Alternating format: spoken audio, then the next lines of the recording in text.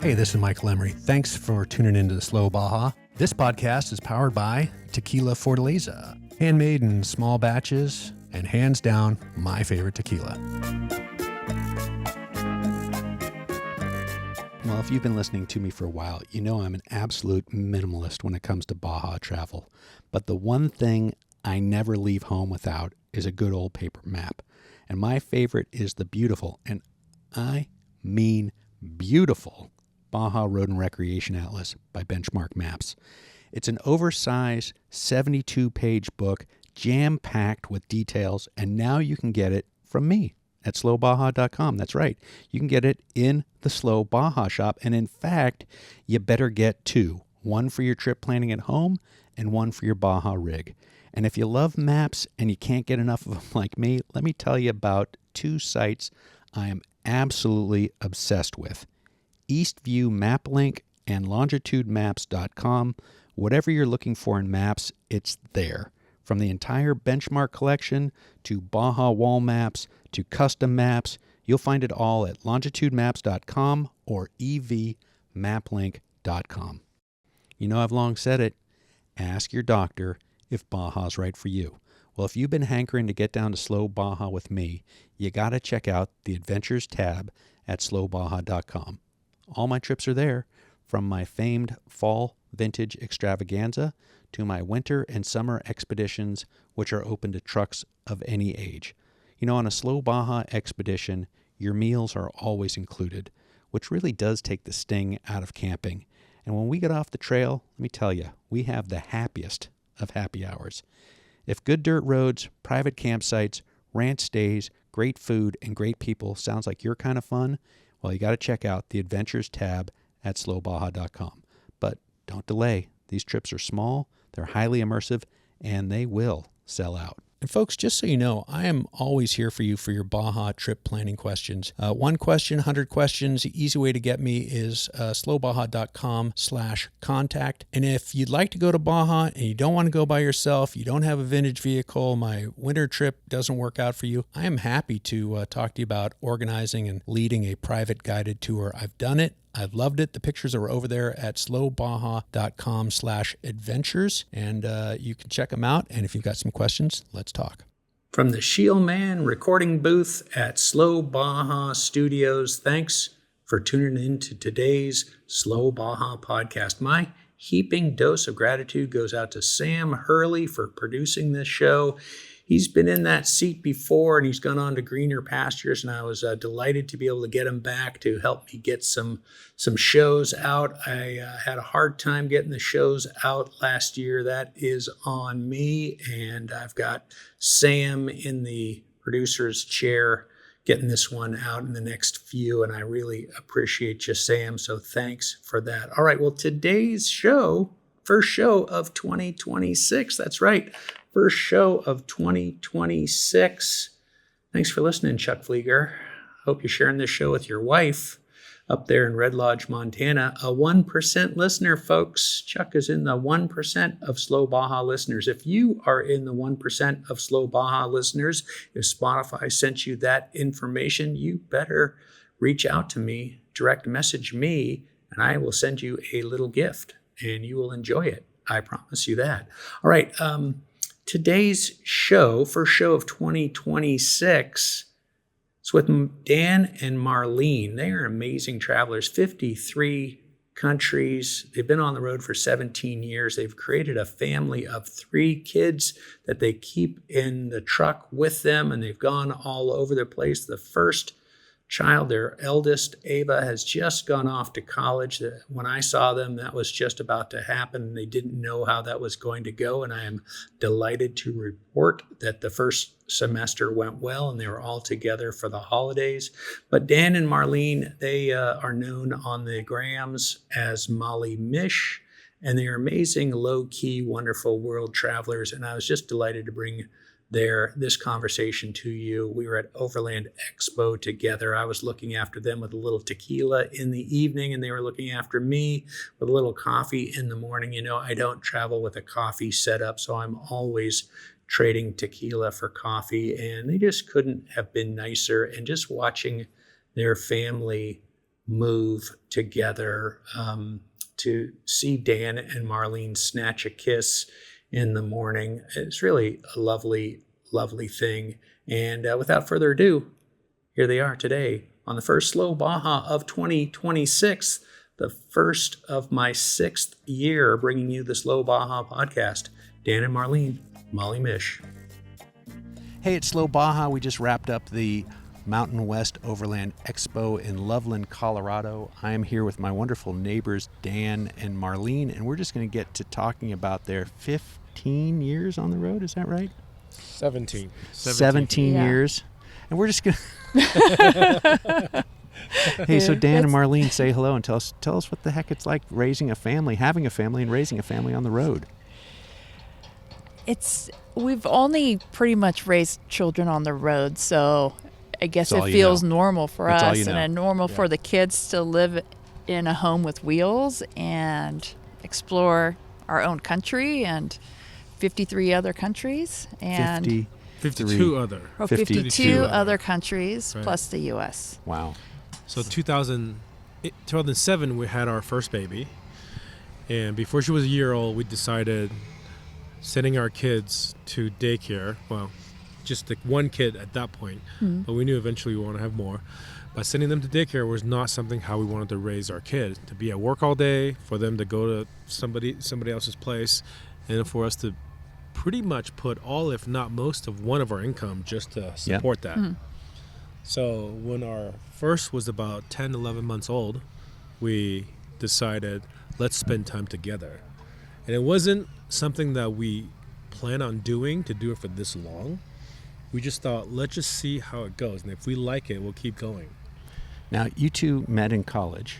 We did. We met at UC Santa Barbara, I think our second year there. At a Halloween party in Isla Vista? Probably.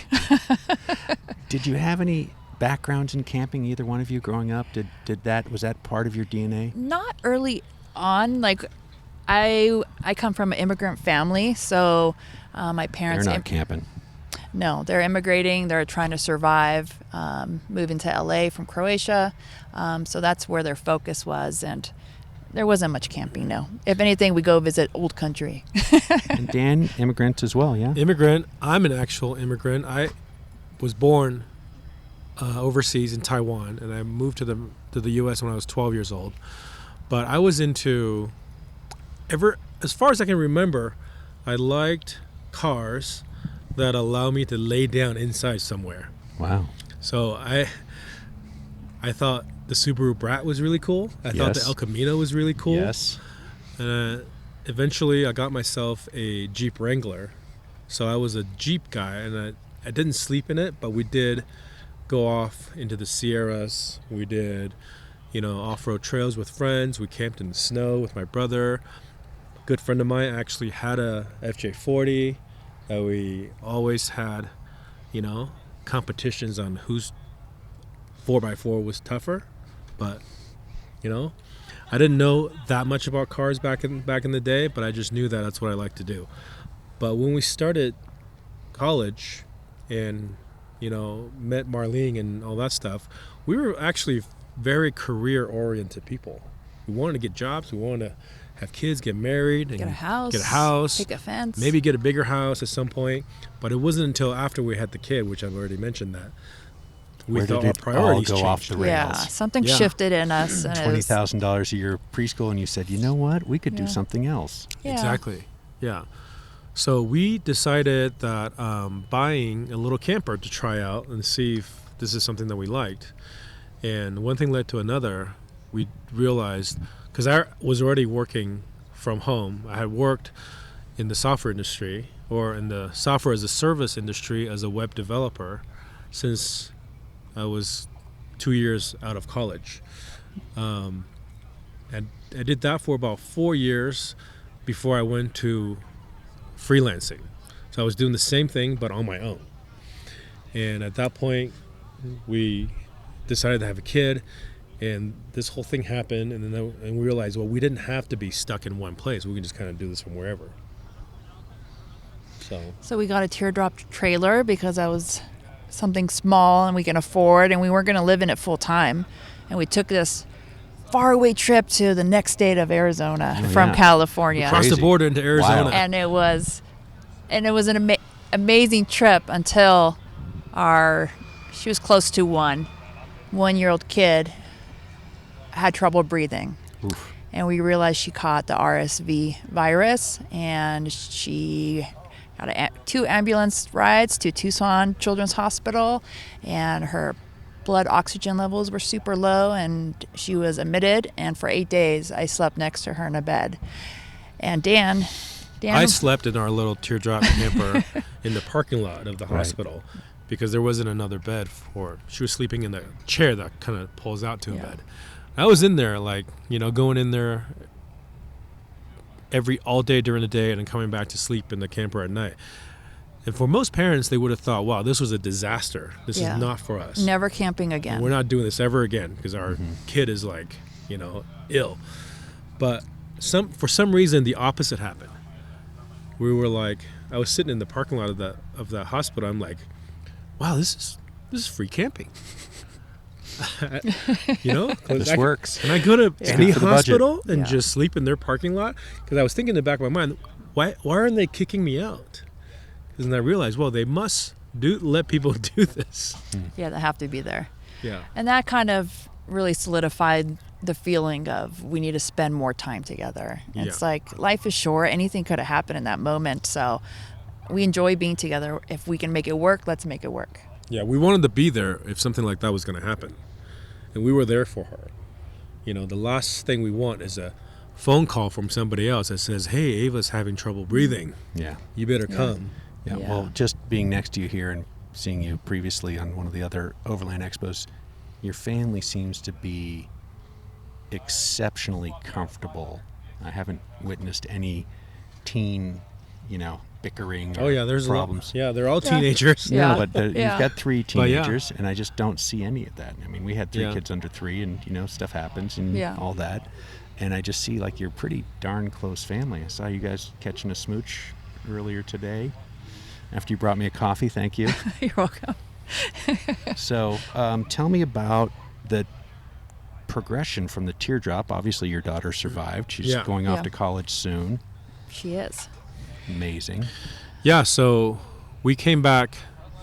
Well, let's go back to, the teardrop. We went to go buy this teardrop, or at least go check him out at the dealership. Mm-hmm. This is in 2008, and if you remember, that was during the financial crisis. Sure. And a lot of RV dealerships were going out of business. Their campers were being repossessed. We went to go see this teardrop, and it was at the same dealership as Airstream trailers. And we didn't know anything about Airstream trailers, but we drove up, and then we saw this sea of silver. And then we're like, what are those? Yeah, those are cool. Yeah, those are cool. But then we looked at the price tag, hey, we can't afford it. Yeah, not cool. But then we went back, we started looking, and then we found, there's a couple of dealerships that had their entire inventory repossessed by a bank. So we were able to land ourselves one of those at a really good price. An Airstream. Mm-hmm. Wow. Which is a trailer that we still own. It's stored away at a property that our friend owns in Arizona. And but we traveled in that. We didn't know anything about them. We just know they looked cool. We traveled in it for 8 years. And what we learned from traveling in an Airstream is that even though we bought it because it looked cool, but it was really the community that kept us, wanting to go out more. And it was the people that we met. And it was the freedom that we had that made us just fall in love with this lifestyle. We initially set out just to, first Arizona, but then we in 2010, we went across the country to Florida. We're like, okay, let's do a cross-country trip. And once we come back, we'll just settle back down. But that only made it worse. Yeah, we couldn't get the wanderlust out of our system. It was opposite happened. The opposite happened, so we kept going. And one of the things that people ask us a lot is, well, how did you tell your family? What did they say when you said you wanted to do this? And because we didn't have this moment where we're going to sell everything we own and go see the world and never come back, we always thought we were coming back. They all thought we were just taking a little trip. They never thought that this would last this long, and it just kept going. So we actually never told our family that we're going to do this full time. So we didn't have any opinions our way saying... Nobody told us this is a bad idea. Yeah. Nobody said that we shouldn't do it. You didn't have your mother saying that's not how we did it in Croatia? Yeah, for sure. Yeah. This is not the American dream that they brought us here, or they came here for. Yeah. And your parents, Dan, didn't say Daniel. No, Daniel. You know what you're doing. Yeah. No, we actually, so that was kind of a blessing, because it only until they realized on their own that, okay, maybe they're not coming back. But then they saw how happy we were and how happy the kids were. You know, they just understood on their own that this is something that it was good for them. It was good for us. So for the next 8 years, we just kind of circle around North America. We went to all the contiguous U.S. states, and then we went to Canada. We did a little bit of Mexico, and in 2015 we went to Alaska, which is our 49th state. And it was there when we realized, okay, this thing that we're dragging around with us is just way too big. We needed to downsize. How big was that Airstream? It was 25 foot. Okay. It was fully loaded, was over 8,000 pounds. Yeah, and we started also getting very comfortable in it. Kind of felt like, we were inside more than I wanted us to be. Gotcha. You know. Yeah. And so we needed to make a change at that moment. Because if we didn't do it, we were just way too comfortable. I felt like that moving to the Airstream from a house felt the same as moving from the Airstream to a smaller camper. We got a camper in 2015 after Alaska, similar to this one that's behind us, except it was a slide-in camper, not a flatbed camper, but we all fit in it. And that downsize allowed us to do international travel, which is what we wanted to do. And by saying we all, you have 3 children now. Yeah, now we have 3 at this point, right? Because we had Ava in 2007, and then we have Mila in 2010. And then or 9. Or 2009, and Luca in 2012. So, yeah, we have 3 kids. One's going to college, who's 18.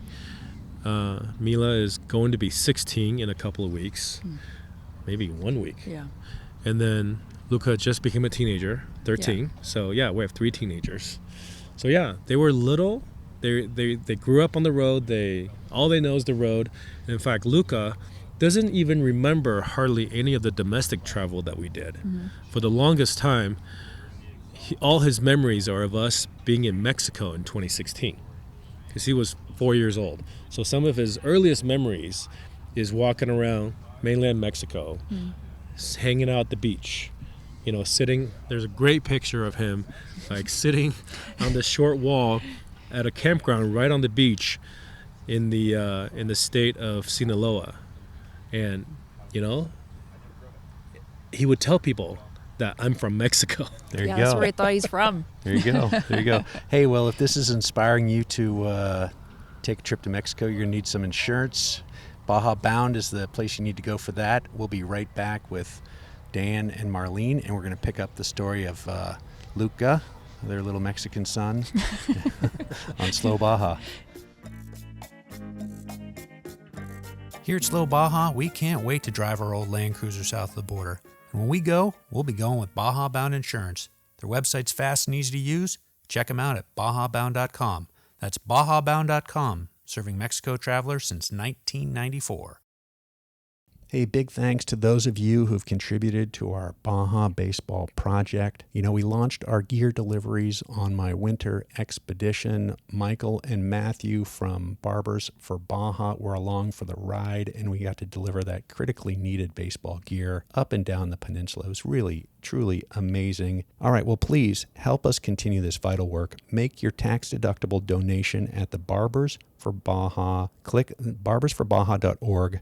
Click the Baseball in Baja link, and I thank you from the bottom of my heart. I really do. It is so amazingly gratifying to be able to give these kids this chance to keep playing this sport, keep them on the field, keep them out of trouble. Please check it out. Baseball in Baja link at barbersforbaja.org. Thank you. I want to tell you about these new Rocky Talkie radios that I absolutely love. Heavy duty, beautifully made, easy to program, easy to use. We had 28 people, 15 trucks on the Slow Baja winter expedition. You can hand these radios to anybody from a 14-year-old kid to an 80-year-old, and they'll know how to use it. They are that well designed. One charge lasted the entire week. We are never out of range. I happened to upgrade to the accessory whip antenna for my radio and for my sweeps radio, the Donovan brothers. We were never out of contact. I can't say it strongly enough. Rocky Talkie Radios, rockytalkie.com. Check them out. Slow Baja approved.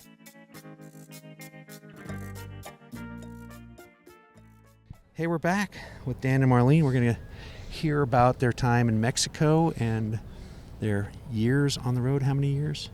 17 years. 17 years, 53 October countries. 2008. Yeah. 53 countries on 5 continents. And we stopped. We don't really know exactly the miles, but it's getting close to probably 250,000. Amazing. In the years. Yeah. So people always wonder, like, how do you afford that stuff right away? Like, how do you afford that? So, Dan, you're working while you're on the road. Yeah. So I've always worked on the road in different styles of work, full-time as an employee, full-time as a contractor, part-time as a contractor, however we can kind of make ends meet. Sometimes that didn't work for stretches at a time, but I think it's kind of all depends on, what we're planning on doing, because going international made it a little bit more challenging. And also pre-COVID, working remote wasn't quite as common as it is now. So I have to find clients that were understandable. But one of the interesting things is that in 2012, before we went international, we hadn't decided to homeschool the kids yet. So we actually thought that we were going to be done traveling after 4 years, which, you think it's reasonable. After 4 years, you've seen a lot. Do we want to keep going? And then the main reason for that is because Ava was going into kindergarten, and we were not educators. We didn't think that we could do it. So we actually bought a house about a mile away from Marlene's parents' house in Southern California, and we were just gonna move in and go back to our old life. And that first night in that house had no furniture in it. We got the keys, we went in, 4-bedroom house. We all slept in the same room. All 5 of us. And we knew we made a mistake. Yeah, we're like, I don't think this is going to work. Yeah, it just felt really not us. Yeah, it didn't feel like us. Not us, not on brand for the family. We weren't meant to be a typical family. Okay. Something just felt, just felt different. Just like that time in Ava in the hospital room or dropping off for daycare, it felt off. Yeah, fortunately for me, I had, during the whole time too, as we're stopping, I was actually trying to get back into maybe getting a full-time job. And then I did get a full-time job with people that I used to work with back in the day. And then they offered me a job. I was back in Santa Barbara, but we bought a house in Southern California in LA. So they said, oh, you can just work remote, which is uncommon at the time. We don't understand what you do anyways, Dan, so you just work remote and that'll be so fine. now I've been, yeah, exactly. Maybe they don't want you in the office, Dan. Maybe they didn't. So fortunately, that let us rent the house out and just keep going. Mm-hmm. So, yeah, and just haven't really had a desire to stop since then. So, in 2015, after Alaska, we downsized, and then we decided we can circle the U.S. forever and keep seeing new things because there's so much to see.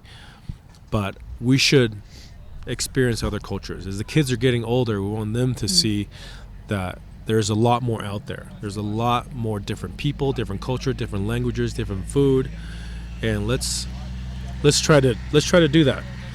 So, in 2016, pretty much just after New Year's Day, we crossed the border into Baja, and that was our first time, even though we've been to Baja a bunch in college for spring break and all that stuff, being in Southern California. Yeah. That was our first time driving all the way down to the bottom in Baja, and changed our lives, completely opened our eyes. Yeah. So you've said that Baja's the gateway. Yeah. Let's talk about that. Unpack that a little bit. What fears did you have as parents? What, if any? We didn't have any fears. Okay. I mean, even though, now the things that you hear on the news and things like that are actually not much different than the things that people have always said. People have always had a fear of the unknown. So because that we were going down there so much as college students, and even before that, we knew that, you know, it wasn't like a culture shock to us because we knew what we were getting ourselves into. It was more like, well, what's past San Felipe? Like, what's past Ensenada? You know, there seems like once you get past these two cities, there's long stretches of things where you just don't see. So that's what we did. It's the old map that's got the dragons out there, and it's just flat. We don't know, but that's exactly the way it was when I was in college. Like, we'd gone to San Felipe, but that spring break where I said, I think I'm done with San Felipe. We've got $28 between the three of us, and let's just go until that money runs out. That was entering another realm. I had a AAA map, and we folded it out and said, where do you think we can? Do you think we can get to there? We can get to Mulahay? Can we get to Bahia Concepcion? Yeah. And that was like, whew, we were major adventurers. Major. Doesn't feel like that now, but you know, now it's like we just want to be there all the time. But you know, when we were first starting to see each other, we would go down to surf on the Pacific side in Playa San Miguel, just outside of Ensenada. And there was a summer where we were out there camping on the beach, Playa San Miguel, and we're just like, I have to work next week, but maybe I just ditch it and drive all the way down. All the way to Cabo. All the way to Cabo. Like, wouldn't that be amazing? Yeah. But we chickened out. Yeah. We chickened out. We didn't do it until 2016 when we finally did it. We did all the things. We did the gray whales. We did the whale sharks. We did the East Cape. We did the bottom. We went to the bottom of Cabo. You know, saw places that we'd never seen before, like Bahia de Los Angeles. We saw, you know, the Seven Sisters. We went to Guerrero Negro and got the best fish tacos in the world. Tony and El Mule. Tony, you know. Yep. They may be the best fish tacos in the world. It is the best fish taco in Baja. And since fish tacos come from Baja, by default, it has to be the best in the world. Probably. Right? I'm going to agree with you. That's my justification. I'm going to keep looking, but I'm going to agree with you. Yeah. So that first trip, you've got the family, you're heading to Baja. To break it down as far as, are you paying to camp in places? How are you getting around? How are you figuring out where you're going and when you're going and why you're going? Initially, our trip down there, in our minds, is that we'll just keep going south until we don't want to go further south. So in our minds, there was a possibility then in 2016 that we would go all the way down, just like, you know, the trip that we just finished. And the one of the impetus for this was obviously our personal choice of going international. But being in Alaska that summer before, we also met a bunch of people who had been overlanding internationally. And we have some of our best friends that we met that summer that had just came back from South America as well. Yeah. It really opened our eyes in the places that we could go, things that we could do. So, and also told us, you know, gave us some really useful tips on how to find campgrounds and, you know, where to go, and like they gave us a list of their favorite places. So this is like the old-fashioned hippie trail. You're just getting word of mouth. Yeah. Word of mouth. These people have done the Pan American Highway. You're on the northern part of that with being in Alaska, and the light bulb goes on like, yep, let's go south. Yeah. Timing was perfect because we had just gone to all the states. What's stopping us, you know? There's nothing stopping us. We have the rig, we have remote jobs, we love being in the road, we can live in a small space. And we had just gotten a great SIM card that allowed us to have unlimited data in Mexico. Oh, yeah. So that kind of felt like all the pieces were coming together. So yeah, we crossed the border. We, you know, one of the things about Baja that we always tell people is like, you know, there's a lot of places to go, but you know, you want to respect the people that are there. So if you go to a place when there's a campground, there's no like people have a lot of pride about like not paying for camping here in North America when they're in the States. But down there, just pay for camping, support the local community, go to the restaurants, especially when it's that cheap. Yeah. You know? So that's what we did. We went to, and also let you meet a lot of people. Right. And let you talk to the locals, even though like our Spanish then was really broken. You know, it's gotten a little bit better since, but it's like only when you do that will you be able to actually see what the culture is like. So that's something that we still believe till this day, and that's something that I think really helped us into immerse ourselves into countries that we go to. Yeah, I agree wholeheartedly. You know, you want to save money, stay home. Yeah. You want to travel, get out and meet some people and spend a little money, eat the local culture, eat the local cuisine, and interact with the local culture. And it didn't hurt that we already love Mexican food. Yeah. And who doesn't? They invented it in Mexico, I tell people. It's pretty good. People ask us what we miss most about not being in the U.S. We tell them Mexican food in Baja. Yeah, so tell me, so you got through Baja. Did you put the truck on the ferry in La Paz and go to the mainland at that point? How did that work out? We were parked next to diesel trucks, and we didn't realize they ran them overnight because we paid for the cheap ferry instead of the passenger ferry. Right. So we got off on Mazatlan, and none of us had a voice because we were breathing in fumes. But when we got to Mazatlan, it is totally different than Baja. Yeah. Like you just smell it in the air, and the birds are totally different. You go from a dry desert with cacti to jungle. Like jungle. Yeah, jungle. Yeah, with alligators. It's a shock. Crocodiles. Yeah. Yeah. So we really opened our eyes, and you also go from a place full of gringos that are like, you know, spending the winter down there. You go across, it's like, wow, there's only locals here. I mean, there are others, but you just don't see them. Right. Yeah. Because we got used to seeing a lot of campers in Baja, and then you get into mainland Mexico. We're really the only camper that we could see all day. Yeah, and you're going to be sticking out with your family. Yeah. Talk a little bit about that. How did the kids adapt to, you know, being foreigners in foreign countries and over and over and over?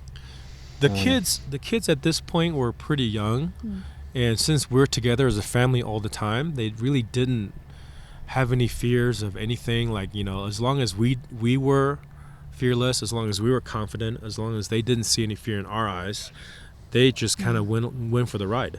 Yeah, and a lot of people wonder, like, there's no consistency in your everyday life living this way on the road and going to different countries. But people don't realize we are their consistency. They see us every day. If there's a problem, a question, anything, we're just right here. Yeah. Yeah, the inconsistencies are the place that we sleep, places that we go, friends that we meet. But what they don't realize, like Marlene said, is that, well, we're not sending them off to a different place every day for them to experience things on their own and coming back. We're experiencing everything together as a family all the time. And they have their same bed every night. You know? And they're sleeping in the same bed every night next to their siblings, not far away from their parents. You know, so that was something that made our family really close, which is, you know, something that you mentioned that you have observed. And that's absolutely true till this day. And that's why our kid going to college in 3 weeks freaking everybody something is just going to be just as hard for us. Can we not talk about that? Are we allowed to cry on this podcast? Yes, you can. I've cried before on Slow Baja. It happens. Yeah, so I don't know what's in our DNA. You know, I've been exploring caves in Baja, and you realize we all come from these little tiny places where we probably were on top of each other, sharing a skin and trying to stay close to the fire and all that stuff. And so you guys are kind of modern, you know, examples of that. Yeah. I mean, I think that was the year that we realized that, okay, this is one thing that I tell people a lot. There's a lot of uncertainty of going across a border into another country. That's the unknown. But the closer you get to that border, the more doable this thing becomes. Less of an obstacle, it seems. You know, so when you get down to the bottom of mainland Mexico, you're in Oaxaca, Chiapas. So Guatemala just right there. It's right there. Let's just go check that out. And once you get into Guatemala, you're like, wow, Guatemala is amazing. Well, you know, let's go to Belize. Well, Belize is a trip. Everything your sensories are telling you that it's Latin America, but then they speak English. You know, instead of Cocos Frios, it's like cold coconuts, but it's written in the same font, spray painted on a piece of plywood. Yeah. So and then, you know, slowly and surely you can make yourself all the way down before you know it, you're in Panama.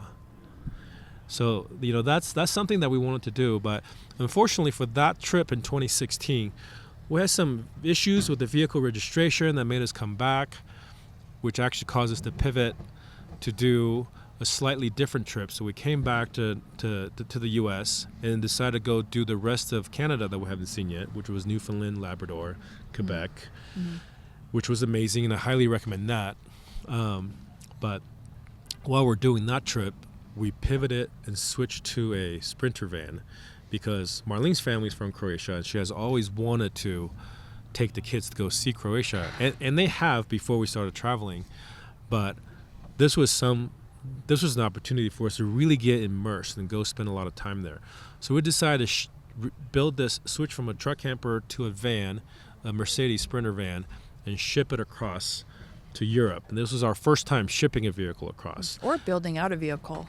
We did it ourselves. Yeah. Wow. But this really opened our eyes. Once you can get a vehicle across an ocean, then you can go anywhere.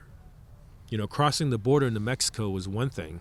Shipping across the ocean, when that made Europe a possibility, Asia a possibility, Australia a possibility, Africa. That made the whole world a possibility. So, you know, that ended up taking us to Europe for 4 years is how long we ended up staying there. It's supposed to be a year or two. I was going to say, tell me about that, Marlene. So the impetus is you're from there, you have family there. Right. So we'll go explore Croatia and all the countries in Europe. And it was just going to be Europe, and it was just going to be for a year or two. But then on our first year, it's colder in Europe than you realize in the wintertime. So we go south. It's like, okay, let's go to Greece. But just like Dan said, this is the border, and here's Turkey. Like, why? What's stopping us from going to Turkey? Okay, now we're on the European side of Turkey. Why don't we go to the Asian side? And that was amazing. And then we went all the way up to the top of Norway, and we visited Nordkapp as a family. And back to Croatia, Dan was getting his residency, and that's how we could stay a little bit longer and travel easier. We could have done it with our U.S. passports, but having dual citizenship made it a little easier. And then we take off from Croatia. Dan has his temporary residency, and all of a sudden there's this virus. Yeah, this was... and it's in Italy. Yeah, this is like our Italy got hit kind of hard our second going on third year in Europe. So we were just going to maybe go see Spain. But then as we're going across the top of Italy going west from Croatia, Europe gets its first case in northern Italy. So we're like, oh, wow, let's run away from this as fast as we can. Let's start driving down. So we drive across the south of France. We drive down the Mediterranean coast of Spain, getting to the bottom. And then we realize, well, we can just hop across the Gibraltar Strait and go to Morocco. It's only a 30-minute ferry. And then we'll be another continent. We'll be safe from this virus. So we got there on Valentine's Day 2020. Wow. Yeah.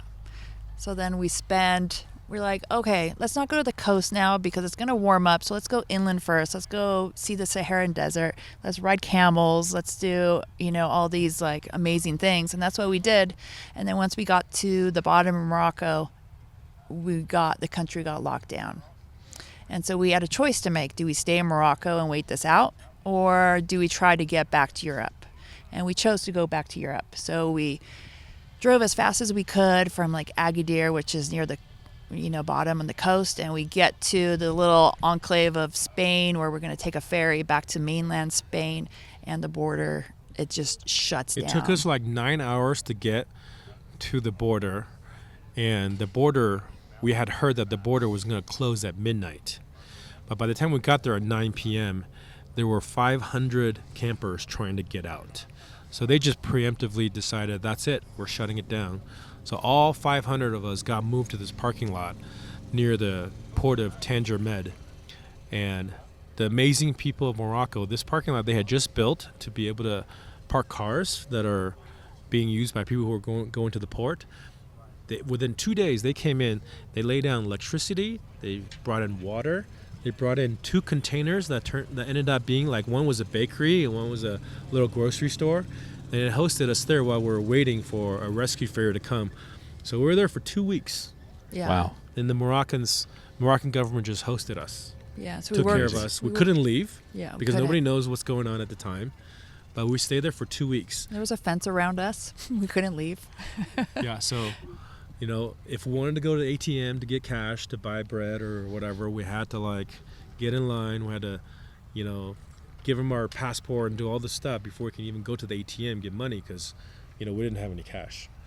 So the whole time they were telling us, well, you can't go back if you're American citizens because Europe is only letting European citizens and EU residents in.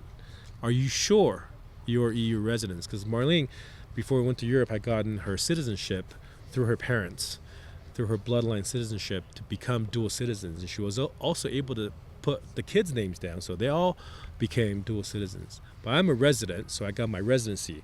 And it was a long process to get, but had we not gotten it, we would have been stuck in Morocco, like some people were. Yeah, it was such a pain. We almost gave up on your residency, but that really made a big difference because we're driving a Sprinter van with California plates.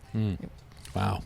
And that helped us to be able to get on that rescue ship to come back. And we drove across for about 4 days, we drove across Europe back to Croatia where our residency was to be able to quarantine. And it was the strangest 4 days we've ever experienced driving across empty roads in Europe because Europe had harder lockdowns than, you know, anywhere in the U.S.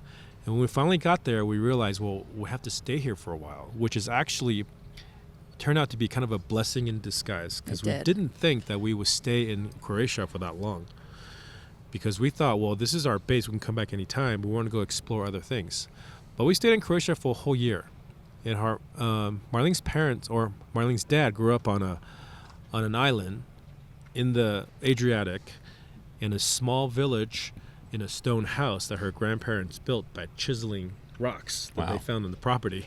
So we lived in that house for almost a year and got to know the people in the village and went on walks and found every little dirt trail that we could find and just like went on walks.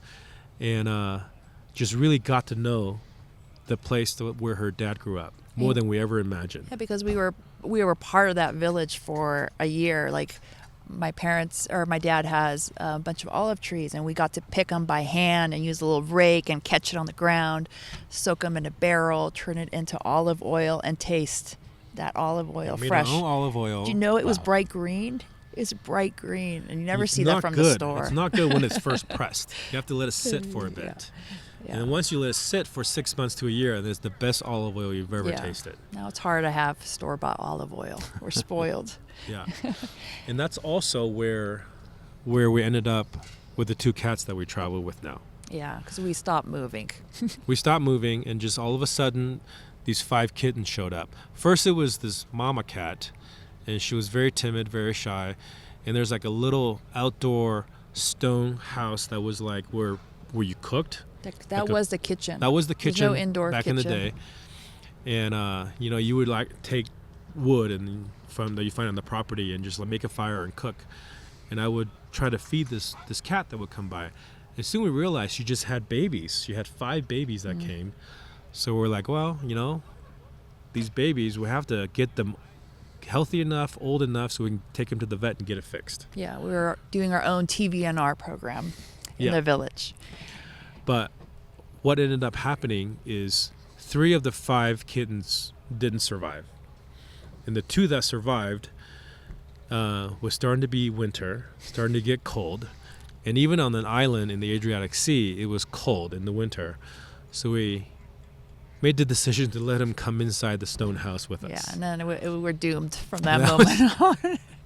And that was the last of them being stray cats. Yeah. Gotcha. And so family of 5 plus 2 cats is our story now. And you traveled through Europe. You got past COVID. You had the year in Croatia. Yeah. Borders were starting to open. We spent a lot of time thinking what's next, and we decided we wanted to drive through Central Asia. Because during that year when we were stuck, we went back and watched a lot of the travel documentaries. Ewan McGregor. Because we were stuck. We were watching The Long Way Down, The Long Way Round. Yeah. We're watching all this stuff like, well, what do we want to do when we can finally leave? Yeah. So we're like, well, let's see a little bit more Europe, and once we feel like we have enough, let's go east. Yeah. Let's go across Central Asia. Let's go through Kazakhstan. Let's go through Mongolia. Let's go through the Road of Bones and make our way all the way to Vladivostok, and then ship the van from there. Then we would have made it all the way around back to North America via the Pacific. So that was our plan. That was our grand plan. We said once COVID lockdown, once borders are open again, we can go through Russia, let's do it. But as we all know, in 2022, the Ukraine war happens.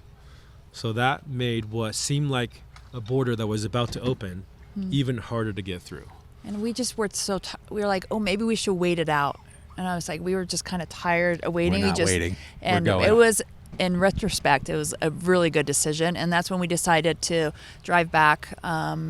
Ship the van back. So we shipped for a second time. Yeah. So we shipped back I think we shipped into New York, drove cross country, and we made a decision. Remember that time we went to Baja and we thought we were going to go all the way south? When this is the moment that we can actually do that. We feel more comfortable crossing borders, and we were ready. Yeah, because we had built that other truck camper to do it, and then we switched to the van to do Europe. But now we're back. We're ready. We don't have the truck camper, but let's do this anyways. So we came back in May of 22. We came to our first Overland Expo in Flagstaff, May of 22. And that November, we crossed the border back into Baja. And the first time we went to Baja, of our 6-month visa that we had, so our 6-month FMM that we had, we spent 3 of those months in Baja because we loved it so much. Yeah. And then the other 3 in mainland. It was just proportionally. When we got to the bottom of Oaxaca, we're like, well, if we don't cross, we only have like 4 days to get back. Right. Yeah. Yeah, we zoomed. So we had to zoom back. So this time we were going to we should spend less time. Even though we love Baja, let's try to spend less time. And guess how many months we spent out of our 6 months? We spent 4 months in Baja this time. Well, that's saying an awful lot, because mainland Mexico is interesting. I have no idea what it's like to camp there. I've driven through it many times in a car race and other ways. We do mostly campgrounds. Lived in Zacatecas, but mainland Mexico has a totally different charm. The colonial things, the scale of the architecture is totally different than Baja. And especially that middle part, basically from Mazatlan all the way across to, the eastern part of like Puebla, right? That middle part is really packed full of people. Especially when you have the high plateau where Mexico City is. The weather's beautiful there, even though it's pretty far south. Yeah. The weather's beautiful year round. So in there, it's really difficult to find wild camping. You can find it, but we do want to be mindful of where we are, because it's not like the U.S. where there's a lot of public lands. There's actually a lot of private lands. Right. And we want to make sure that we're not just showing up at somebody's private land and disrespecting them. Right. Yeah, and it's hard to tell what's private, what's public. And that is in a lot of countries. Again, with my travels in Baja, I've never been a stay in one place for a long time. It's one night here, one night there, one night there. And boondocking has not been the primary driver of my travels. And I find that if you're paying to camp someplace, there's usually a grandma who's hand patting some tortillas, and there's some food available. And I don't travel with any of the cooking stuff. You guys are in a totally different league where you're self-sufficient, but I am, in need of help when it comes to food and drink. So, I'm usually paying a little bit, $10, whatever. And that's also part of my ethic of sprinkling the money up and down the peninsula. But some people are pretty hardcore about, I don't want to see anybody. I want to do it as cheaply as possible. I'm not judging, but that's, But what I always tell people too, I don't know if that's right with Mexico. Yeah, and I always tell people that you may think you're all alone, but you're never alone. People saw you go down this road. Right. And people know that you're down there. Right. So just because you think you're there by yourself, it's just an illusion. And on mainland Mexico is more so. Yeah. It's, only until when you get down to heading into Oaxaca, you see some more open space again. Yeah. And Oaxaca, Chiapas, and all that area really opened our eyes to a lot more of the indigenous side of Mexico. So we really fell in love with that. And even though this time we only had 2 months to go through, because we had gone through before, we spent 3 months there before, we were able to not see the things that we already saw and see some more new things. Yeah, the in-between stuff. Tell me a couple of those things, and microphone's up. Tell me a couple of those things about Baja that you really enjoyed. Now, you've got 2 trips, you've spent 3 months and 4 months. With the full intention that you've only got 6 months to spend in the country without renewing your visa, that you would have to leave the country to come in to get another 6 months. So there's the clock was ticking, so to speak. Right. But you stayed again for 4 months because it was good, right? Because we love it so much, yes. Yeah, so every time we get down to La Paz. Just a couple things that you love. Tell me 1, 2 things about Baja and then mainland, and then we'll wrap this up. So surfing, I think surfing is something that I grew up doing. So obviously every time we get to camp on the beach, there's just something magical about camping on the beach in Baja. So we would camp on the Pacific side near Todos Santos. We camp along the East Cape. And those are just, even though there's a lot of people going down there now, you can still find magical empty beaches on the East Cape. So that's something that just we dream about still. And when Dan's surfing in the water, if you just look a little bit past him, there's like whales breaching in the wintertime. And it's just like Dan's catching a wave, whale's breaching. It's just like, it's so magical. And I remember down there. Last time we were down there, I was sitting in the lineup at a relatively popular surf spot on the East Cape. There's a few people out there, and there's just whales like going nonstop, breaching. Like there's mama and baby swimming by, and then their spouts are going off, and then we're sitting there like waiting for waves, looking at waves, turning around paddling, and then this girl paddles up into the lineup, and then she's like, she just got there, so she can't believe this is happening, but nobody's looking at it. And then she's like, you guys see this? It's like, oh, the whales. Yeah. No, of course we see it, but they've been doing this all day. We're just here for the waves. Yeah, ignore we the have whales. to catch waves. Yeah, and so whale watching, swimming with whale sharks, how does that resonate with you and your family, and that you've done those things? It's like a lifelong memory. Like it's, the kids, they go to a lot of places, but like especially the gray whales in the lagoon by Guerra Negro, and being on that panga boat and just waiting for a mama whale to swim towards you with pushing their newborns to get closer to you, and then they turn their heads and you just see this huge eyeball, and you see right through into their soul. You feel like, and they see right into yours. Yeah, it's just, you can't. There's no words to explain that. There's some conflict that people have about being out there and being with the whales, but in these two lagoons, the one in Guerrero Negro and the one in Ojo de Liebre, and then also the one in near San Ignacio Lagoon. These two are protected areas. Yeah. And you're not actually allowed to go to 75% of these lagoons. You only allow certain areas. So when the whales come up to you, they're choosing to come up to you. So and I'm not questioning it. I just am amazed, and I take my group there every winter. Yeah. And I think it's one of the great phenomena in the world. You'll never be able to do a whale watching trip like that's like the thing, the normal whale watching trip, again, where you're using binoculars to see whales. It spoils you. No. Baja whales spoil you. And we're going to leave it right there, Marlene. You have the last word. Baja whales spoil you. There's a lot more about you folks. 53 countries, 17 years, couple of trucks with four-wheel pop-ups and a Sprinter van in between. How do people find what you're doing?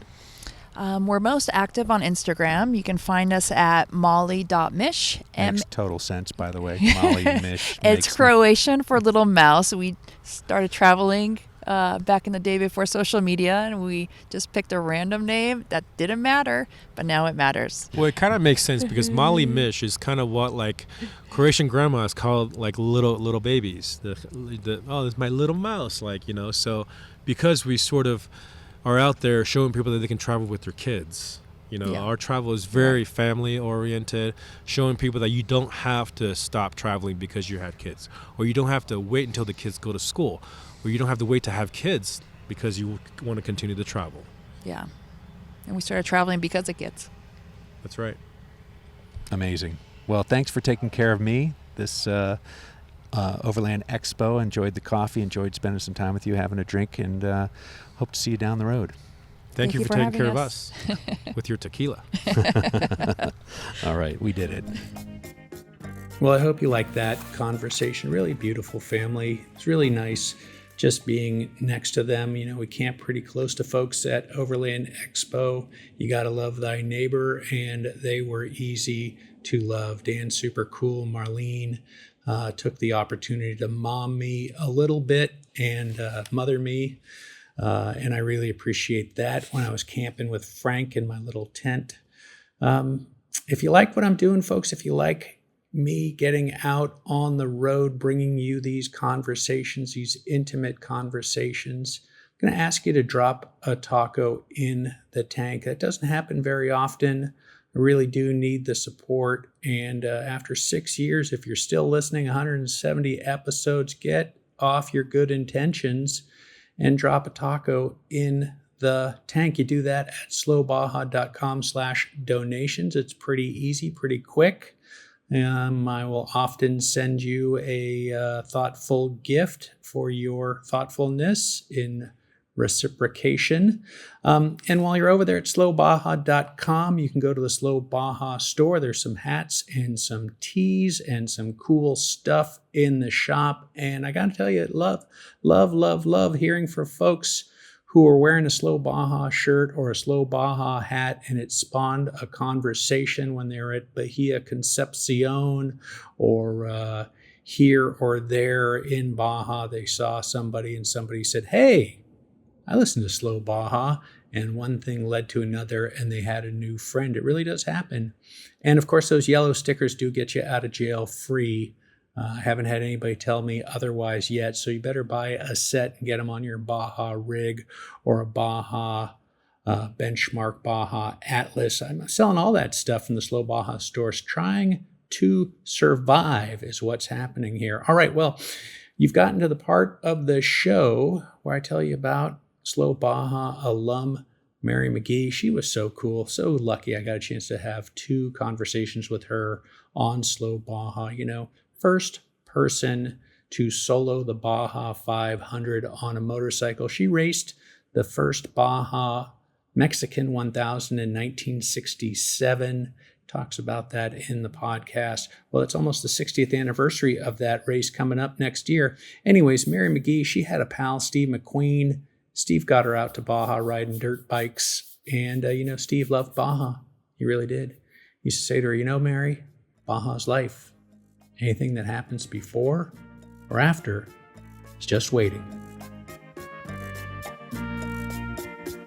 People always ask me, what's the best modification that I've ever made to Slow Baja? Without a doubt, it's my Shielman seats. Toby at Shielman USA could not be easier to work with. He recommended a Vario F for me and a Vario F XXL for my navigator Ted. This Ted's kind of a big guy, and Toby was absolutely right. The seats are great and they fit both of us perfectly. And let me tell you, after driving around Baja for over a year on these seats, I could not be happier. Shielman, Slow Baja approved.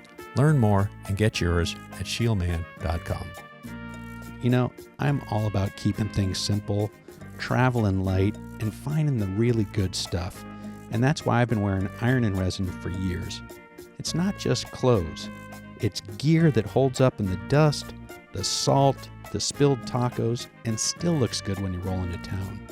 Made in small batches by folks who care, no flash, no fast fashion, just the kind of stuff that gets better the more you wear it. Check them out at ironandresin.com and pick up something that'll last the next 1,000 miles.